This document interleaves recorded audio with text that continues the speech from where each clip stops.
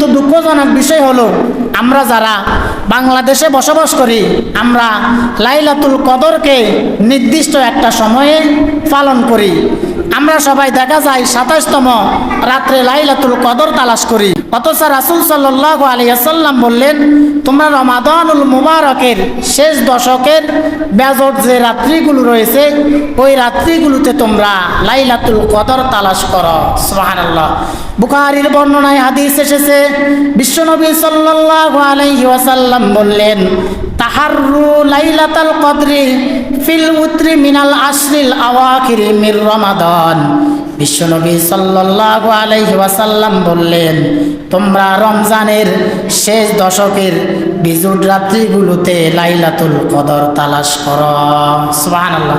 তাহলে বিজুড় রাত্রিগুলো মানে হচ্ছে রমজানের 21তম রাত্রি, 23তম রাত্রি, 25তম রাত্রি, 27তম রাত্রি, 29তম রাত্রি, অর্থাৎ রমজান মাসের শেষের যে 10 দিন রয়েছে এই 10 দিনের মধ্যে বেজোড় যে রাত্রিগুলো রয়েছে ওই রাত্রিগুলোতে তোমরা লাইলাতুল কদর তালাশ করো।